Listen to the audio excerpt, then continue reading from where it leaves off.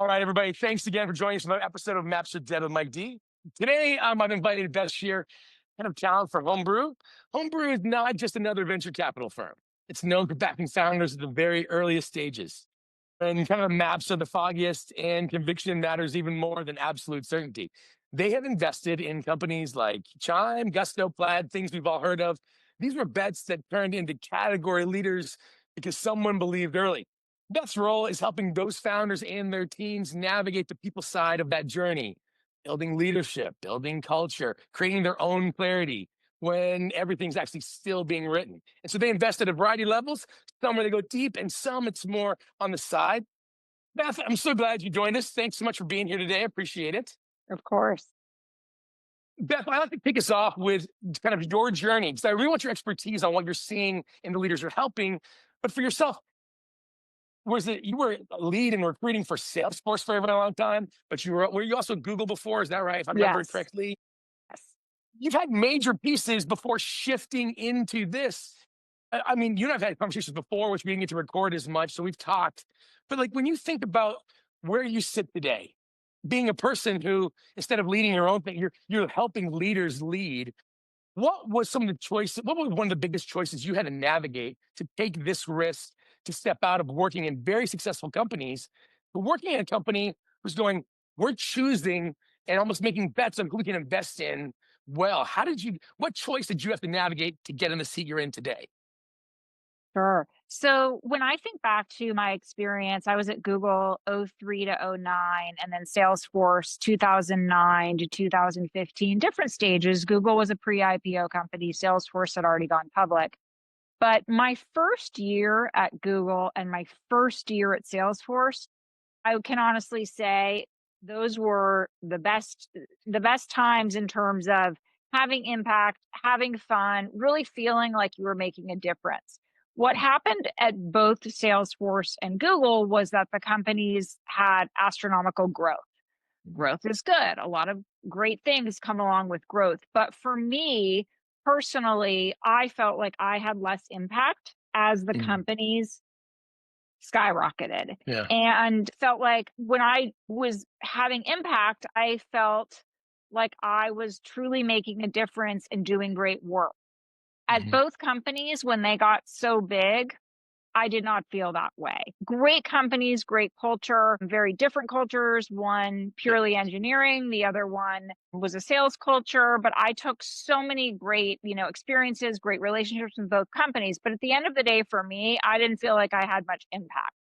I led executive search my last 2 years at Salesforce. I didn't carry as many recs. I had a great team. They were all very senior people running the searches. I was managing relationships, which is not easy, but I just had to make sure that everybody was happy, everyone's ego was managed, everybody felt like they were heard. But I didn't feel like I was really doing great Mm, work anymore. So when the opportunity at Homebrew came along, the founders of Homebrew are people I had met when I worked at Google. What I felt like was if I'm going to be working with early stage founders and companies in their infancy, I mean, Google was 1,200 people when I joined. I now work with companies that are 3 and 4 people. The impact you have at that early stage for me is much mhm. more rewarding than Yeah. anything. Part of our conversation always needs to be about Clifton strengths. People know I like to talk about strengths-based decision making. I put your themes, if you're on video, you can see this. If you're not listening along, I put your themes up: relator, harmony, empathy, responsibility, consistency. So relator, harmony, empathy, responsibility, and consistency.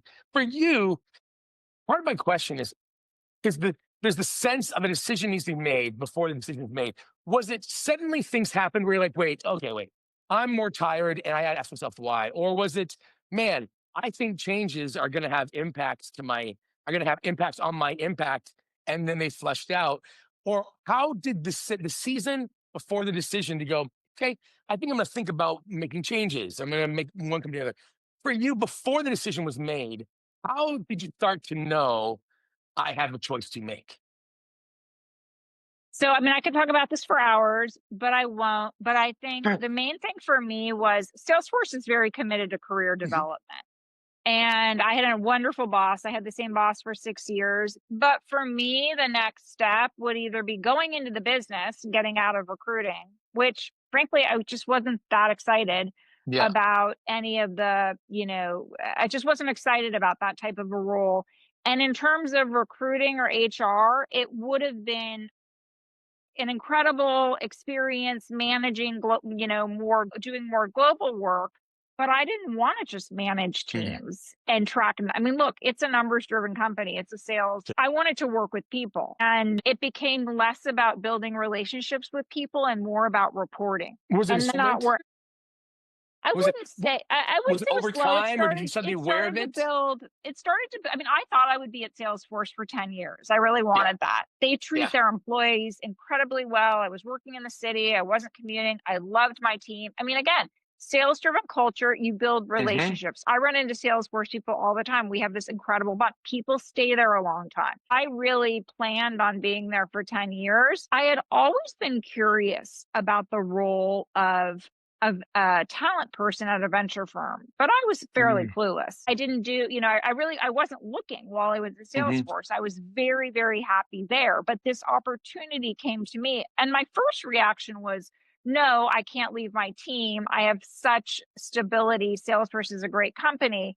For me, it was also, where am I going to achieve my financial goals? And Yeah. in order to do that at Salesforce, I would have had to take, I think, a job where I was, not doing what I really love to do. And Yeah. at the time when I made the decision, I felt like I was taking tremendous risk. What I realize now is, I mean, Salesforce went through my job could have been eliminated at Salesforce. Mhm. There's no guarantees. So I tell people that obviously, a Series A company may seem more Sure. risky than, a public company, but you never know. And there's so much volatility in the market, especially, in the past year. So Mhm. you're never really safe anywhere. But that trust of yourself, because what you said was something really, really key, which was I came to realize that I may, in order to achieve my financial goals, I may end up doing something I don't love. And I meet people at times who are basically wrestling with that question. And Mhm. especially when individual coaching, is that finding that what do you attribute the confidence to go, wait a minute, wait, hold, I want to have both. I actually have goals I want to achieve, but I actually kind of want to do it on my terms. Was that something you developed, something you always had? Somebody that Was it someone that modeled that for you? How did you come to that place where there's that level of confidence? Is it a partnership with your spouse and partner and family? How do you find the courage to make that move? Because that's what people are lacking a lot of Right. times. I mean, my parents always told me, and my parents don't come from corporate environments by any means, but my father, who's 83, still works, and he Mm, works because he loves his job.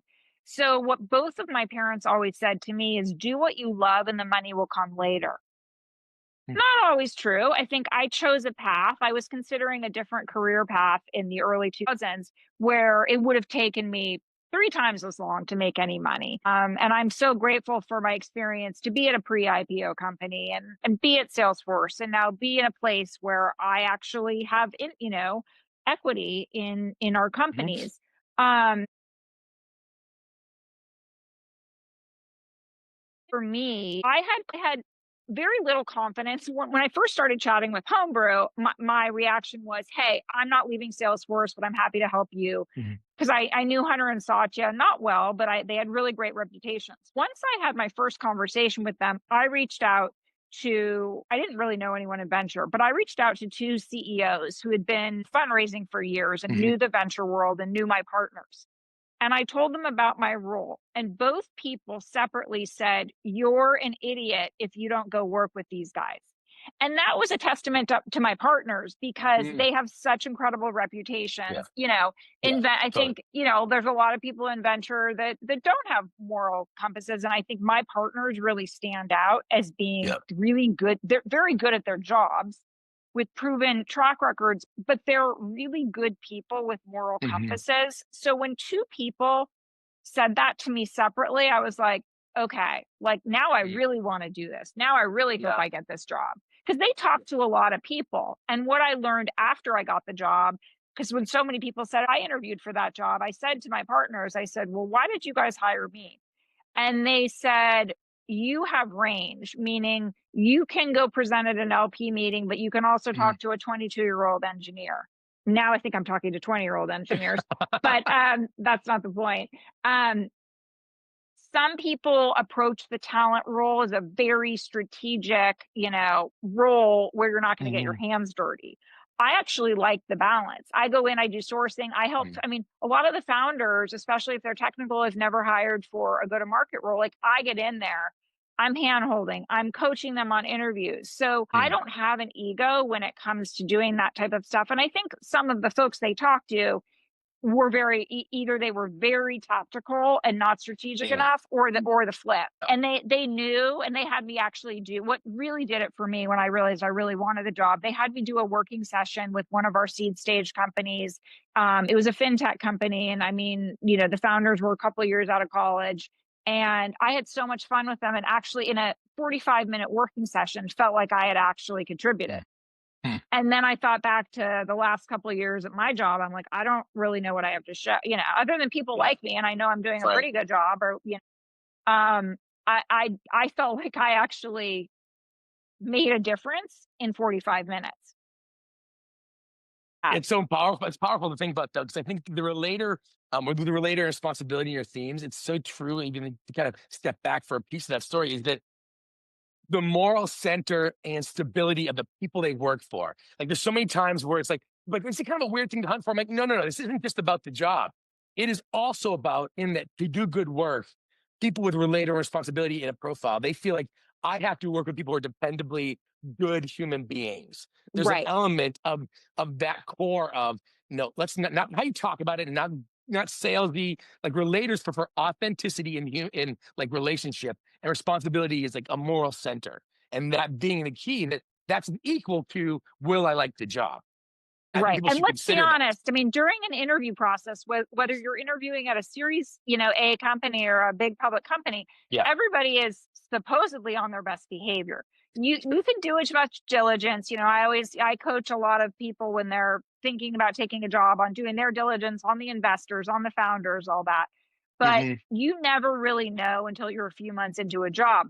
What also struck me when I did that working session is how open to feedback the founders that I was working with were. I think I had been conditioned. I worked with a lot of really senior people. I worked with incredible people at Salesforce and Google.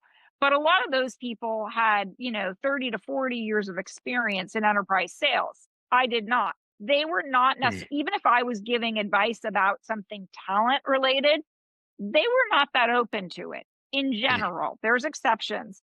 What I have found working with early stage founders, and look, we have some second and third, even fourth time founders in our portfolio. They're open to feedback. And I think that's something, when we don't make decisions quickly about, investment. Some VC firms, it's a pitch meeting, Sure. yes or no. We do a lot of diligence around founders. So we want to make sure that we're aligned on many different levels. And, I will say the majority of our founders want my help and want to take feedback. Whether or not they actually execute on the feedback, that's out Right. of my control. But they are much more open to feedback But than let's I'm talk about used that. to. Because here's the thing, that's a unique thing. So for those who are following along, so I mean, a lot of you will know what a VC stands for venture capital, and it's these groups of these groups of individuals. The venture capital firm invests in companies at different players, different levels of growth and development. So I actually talked to someone, I know someone at seed stage right now, and I was doing some coaching for them. And someone else was like, oh, that's risky to invest in them, the seed stage or their pre-launch phase. What about so homebrew talk? I want first talk about homebrew and kind of the method of like how it's different. And then we'll talk about your role in it. Cause I love how your profile is like equal parts people and systems. Like it's like structures and so it's culture Right. in there too. But like when you think about what differentiates you, obviously the character of the pieces and you're being picky, but you were starting to go in there. I kind of wanted to call this part out of what makes homebrew, because people get this, especially in this day and age of media and talk, people will confuse what a private equity firm is from a venture Right. capital firm. What is a VC versus, and we have an opinion. And what I love from the beginning is homebrew has a different conversation, I feel like, Right. as an outsider. Right. So talk to us about what makes homebrew different and how to think about what you're doing in comparison to everybody's expectations of the Sure. investment market. So I think first and foremost, like we are way more hands on. Some VCs write a check and say, figure it out. Whereas, my partners are doing weekly one-on-ones. They're getting involved in everything Mm. from product to helping with the sales comp plan. A lot of venture firms are just like, go figure it out. Whereas we're like, we will help you until it's figured out. And if we don't have the resources, I mean, we've got an incredible, if you go onto our site on our team page, we have an advisor network of people with superpowers. And these are people that are friends of the Homebrew family. We have very deep relationships with them, ranging from product, data science, operations. I brought on a CHRO. So if it's not something that I can help with, Hunter or Satya, my partners, then we bring in an expert. And those people, it's a job. They're paid in equity. I think it's a 4-year commitment. I really leverage the HR advisor because I'm not an HR expert. But if I have non-technical founders that are hiring their first VP of engineering or need to hire a data science person, I'm going to bring on that advisor to help them assess technical abilities. But we're very hands-on. A lot of Yeah. venture firms aren't. And that kind of goes back to what I was saying about I'm not afraid to get my hands dirty. I think if I didn't like doing, interviews, and I like to still be in the weeds, if I didn't like Hmm. that, maybe Homebrew wouldn't be the place for me. But I mean, that's how I build relationships and I build Hmm. trust with founders. Because look, I think there were probably some founders in our portfolio that knew I came from two big companies, and I was running executive search. Seed stage companies are not hiring executives. They're Right. pre-product market fit. They're hiring engineers. I know how to talk to an engineer. So again, I think we're way more hands-on, Hmm. and it works for us. And when you're vetting that, knowing that, hey, these companies we're investing in, just so you know, folks, we're hands on. I've always had this feeling from you, Beth, of like, we're hands on, hey, we're here to help you versus we're hands on because we're going to tell you what to do. There's two Right. different approaches. You guys are very Exactly. much the first. Hey, we're here to Right. resource that Right. versus we're here to tell you this is, we've invested. Let us tell you what to Right. do And now. there are founders out there that don't want to expose any vulnerability Hmm. or pain points to their venture, whether it's an investing partner or a talent partner, Hmm. because it's almost like the relationship is, well, we kind of think you're a spy. And if you're going to see our weaknesses, then you may not want to do a follow-on round or Hmm. whatever. Whereas, our approach is we're all on the same team. We all want the same thing. We want the company to have a successful next step, whether that is raising another fund, an exit, an acquisition. We are all on the same team. If you can't realize that, it's probably not a good fit for us because we are not spies. We are all on the same team. How do you vet for a willingness to ask for help and accept help? Because it sounds like that is a key piece is that in a world where founders are literally, I mean, they're literally going and doing these pitch meetings and they're mentally bulletproof, like they have the answers to convince the investment. On one level, you're saying, yes, tell us your good idea, but also, hey, are you aware of what you don't you know? Because we would love to be a Right. partner with you, not just an investor. How do you guys vet that conversation? Because that is brilliant and differentiating. So again, I'm not on the investment side. I'm not doing the one vetting. So my partners, they're doing a lot of back channeling. They both Mhm. have product background. So they know the majority of people at, X level in product and eng. They're very well connected on the investor side. Behavioral interviewing is the way that you figure that out. Tell me about a time when blank. That's how I would approach it. But my partners, they're doing back channeling, diligence, talking to Mhm. other Sure. investors, talking to other founders. They are connecting the dots. But We've made one investment through cold email outreach in my 10 years at Homebrew. mm, One that is a company that went on a very successful acquisition. They knew when they approached us in an email, they clearly understood who we are and the type of investment philosophy that was going to align. We get so many pitches, where people clearly haven't even taken a chance to look at our website, but the majority of our investments are all warm referrals. yeah, yeah. But even with your comment, one of the things Gallup talks a lot about in their book, First Break All the Rules, which came out before Now Discover Your Strengths, is the pre-Clifton Strengths book, is the importance of behavioral interviewing. Instead of us, how would you, and hypotheticals, they're basically irrelevant. Hey, how would you handle this? No, no, no. Tell me about a time when you didn't know what to do and you reached out. Because they Right. need, it shows if they've had the experience or not, or how quickly they respond into those things. When you think, Beth, of the founders that you get to interact with, to pull back to your side of the house, to coach, to navigate, and like you said, these are seed, which means these are the earliest days. They're hiring their Right. first coders. They're hiring their And we have engineering we team. have some Series A too that I Yeah, work with, but seed is our bread and when butter. it first come in, a lot of times they'll come in that phase and hopefully grow beyond that, right? As Right. the portfolio goes in that space, there's a balance, right? They don't have the same level of resource. We can think about, hey, who's doing what role and things like that. But you are creating culture. You are having to navigate these moments. When you think about how people make decisions in that space, and learning to not be the one who has to do everything. I have founders who feel like they need to do everything, and they're making their first hires. What have you found is key in helping people figure out how to use the teams they're leading? Right. Well, I mean, you touched on something. I mean, I think one of the biggest challenges as a founder is how do you delegate? This is your baby. How do you hire other people to do things better than you? And that's, Mhm. I see that a sign of growth. I do coach matching. Most of our founders work with an executive coach. And that's usually one of the things our founders are struggling with is how to delegate, what to delegate, how can they do it? Yeah. Yeah. If somebody came and asked you, I'm a founder or someone with a great idea who's looking to make this move, you're like, these are the things that'll kill your startup or your initiatives fast. These are things I've seen for you that if Yeah. somebody asks you, what are things, Beth, that you're like, you know what, these are three things that I have seen. If founders don't figure this out, it will take them down. Yeah. So, I mean, the number one sort of mistake I see with early stage founders is they overhire. They're like, let's say they raise their Series A and they say, I need to hire a head of sales, director, senior director level, not a VP, not a CRO. They will go to market, and I always force them to do a, job description. Don't just start talking to people. You really have to lay out what you need, must haves, nice to haves. It's a wish list.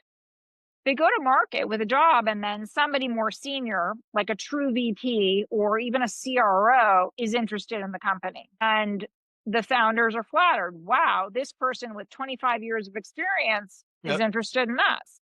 Saw And it last week. but the reality is that job doesn't exist. Yeah. If you go to market with a head of sales job, that's the current problem that needs to be solved. It's Mm, not a VP. So if they do bring in somebody who's a VP, usually in 6 months that person leaves because there's no job for them. So over hiring, I think a lot of founders don't have management.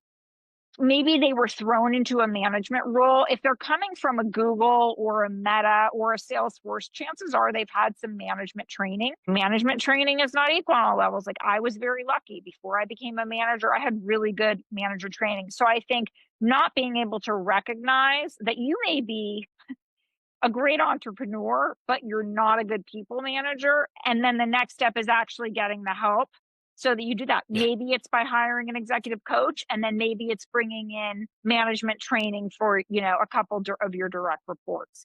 Being able to recognize those things, because if you can't, keep your people, if people don't have good managers, that's one of the number one reasons people leave companies, is Right. because they don't feel their boss understands them, is looking out for their career development, or just may not know how to manage up and manage down. Those are very basic skills that are coachable. And if That's right. founders aren't willing to invest in that early on, that's a big problem. You'll have people leaving.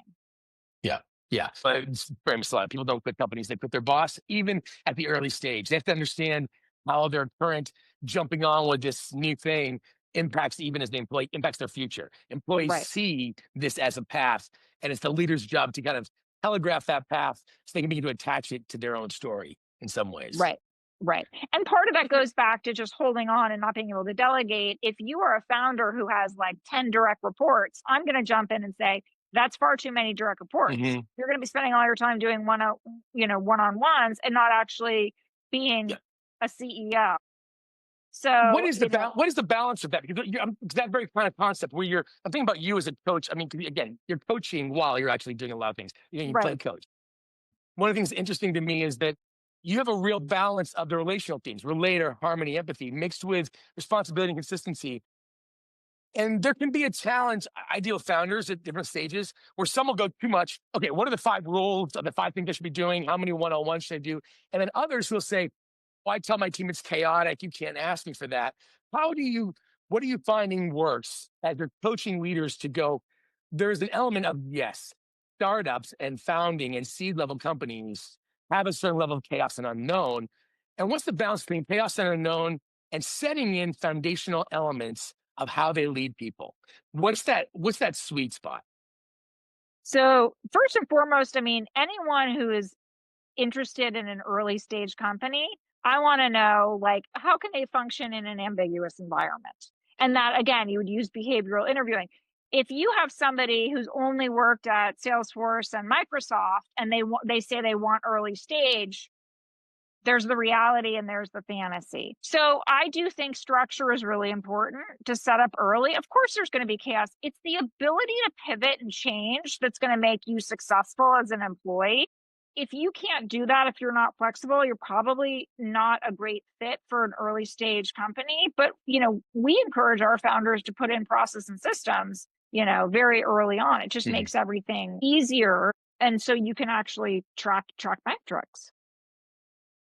From a hot take perspective, as an expert, I mean, you've been in different companies, different sizes, both pre-IPO, post, and now you're in, guess, investing, and you're helping people at the real, the kind of greenhouse and set level of companies that are growing in other things. When you think, what's a hot take when you think about, is the ability to be a successful founder something learned or something innate? It's a combination. I think entrepreneurs, in general have similar qualities, but there's a big difference between a founder and, I mean, a lot of our founders are the CEOs, but with companies, there can become a point where you are not operationally disciplined. You are the big idea, big picture, want to go give talks, be more outbound. Like a true CEO has to be very operationally disciplined. So it's a balance.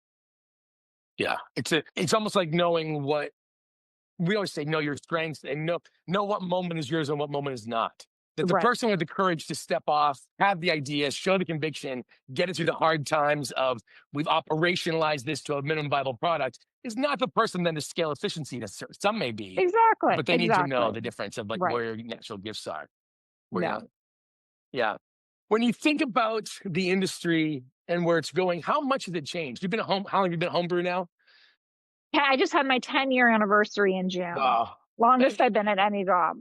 and that's a big one. I mean, in the 10 years, right? 2015 to now, there's a lot going on. There's a lot of Yeah. shifting. There's the really excitement of let's throw money at everything to let's not put. Then we have like the AI, which is the bubble, or may not be a bubble right now versus other things.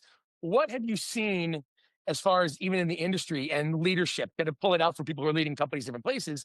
When you look at your industry, the types of leaders, the types of things that you feel like, man, these are companies and people that are doing good work, and this is exciting because this didn't get time 10 years ago, but now it's important and we're seeing the value of this. And I'm really things that you're excited about, you're seeing in the industry, and maybe things that are changing. Sure. I mean, for the most part, the main thing that's changed for me is I have more companies. We Yeah, are first, sure, when I joined Homebrew, I think we had 35 companies, and that sounded like a lot to me. Now we have, 90 plus. Again, I'm not dealing with 90 companies every day. sure. My priorities are the most recent investments and the founders that want my help where they're under resourced. For me, like from a talent perspective, what's changed in the past 2 to 3 years is development of all these tools that can make my job easier. The majority are AI tools. For example, sourcing. Sourcing was an entirely different ballgame. If you were an internal recruiter at a company, you were going on LinkedIn was basically how you found people and how you contacted people.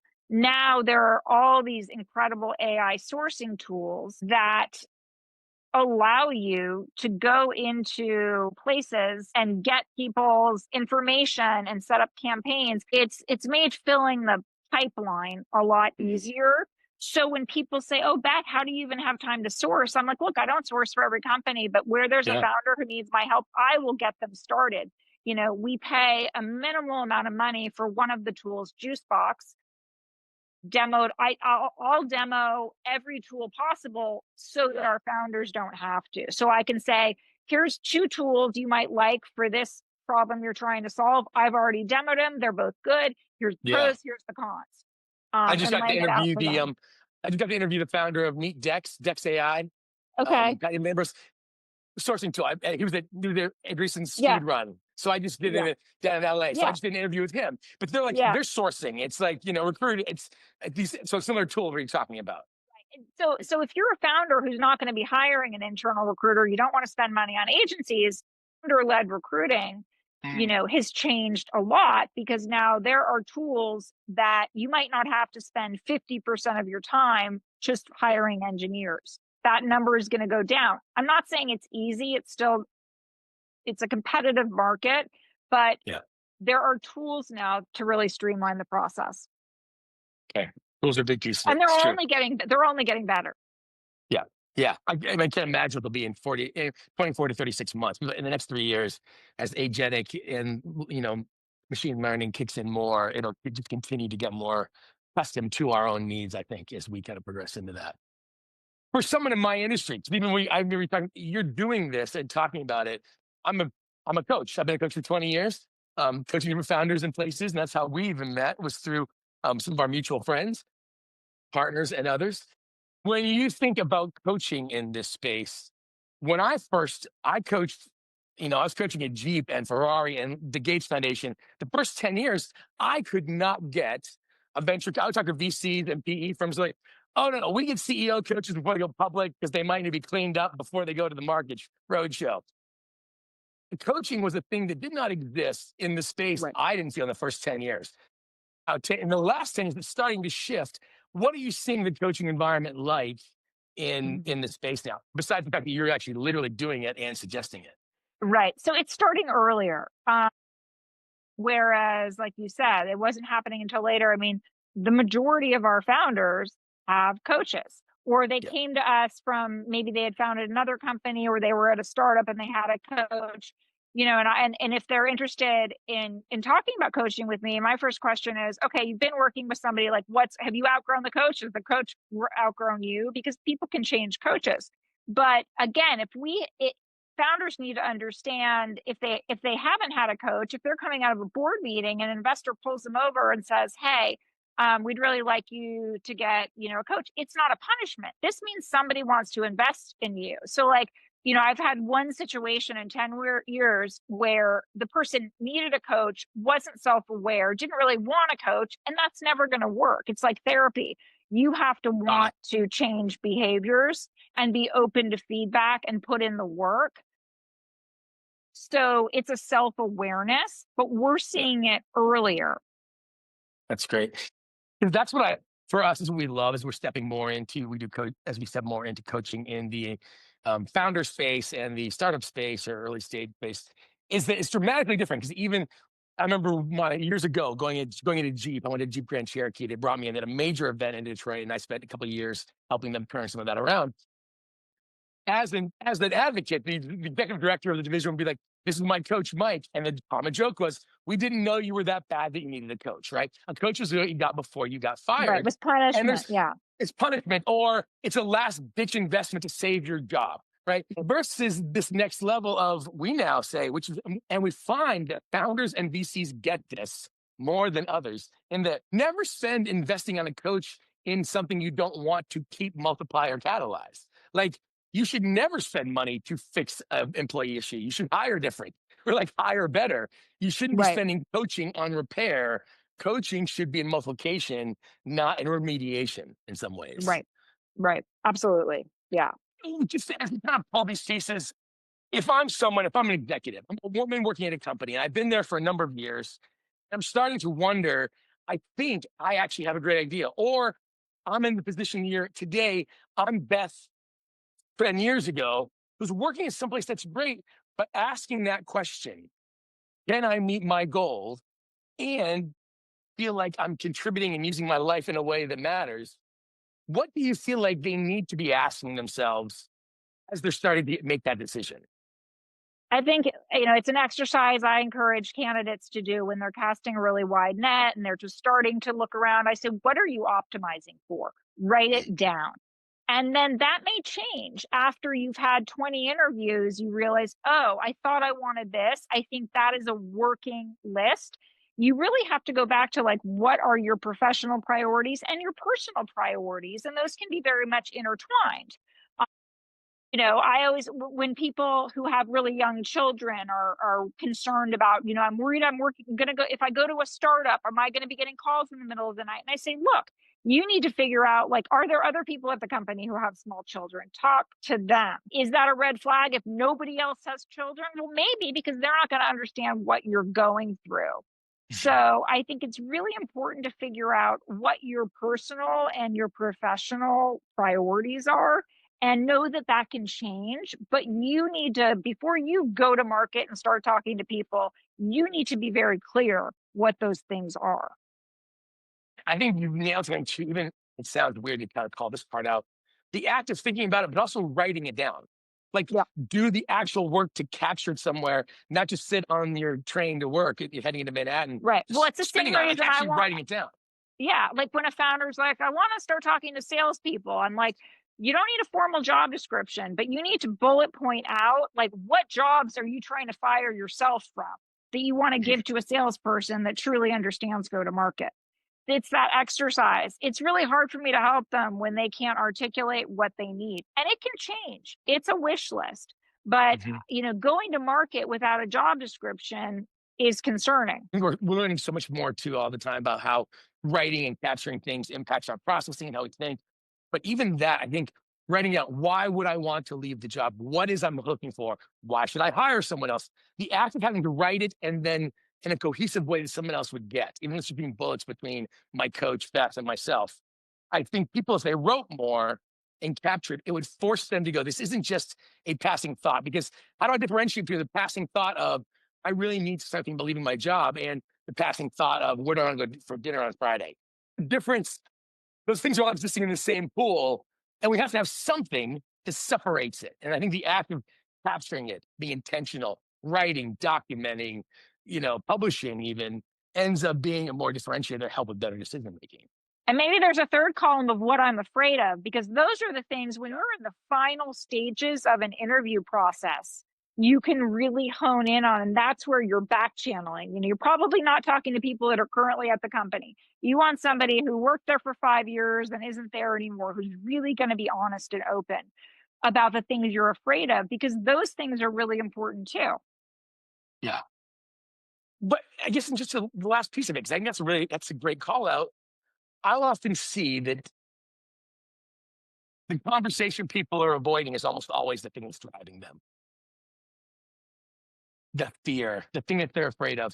When you've dealt with that, how much does fear come into the conversation when you're having to coach through founders in that space of avoidance and fear when it comes to realizing the gap of, hey, I've got this first level investment, but the gap between where I am and where I need to be for the next phase is this. What have you seen that helps people navigate that thing they're afraid of? Well, the more self-aware and vulnerable they are, it's going to be easier to assess those things. I think if you lack self-awareness, Yeah. it's Thanks back really to the going to coaching. it's going to inhibit you. Yeah, and being vulnerable too. I think if you are open to coaching but you're not vulnerable, again, it's like therapy. You're going to have a much harder time figuring out what you need to work on if you're not open to being vulnerable. Yeah. So, I mean, so for me, if I'm just going to capture takeaways on this, it's like one, being very aware of what it is you want to a point that you're going to capture it on some level. And then the ability then to go, what is true about me versus not? Like, what am I afraid of? How self aware am I?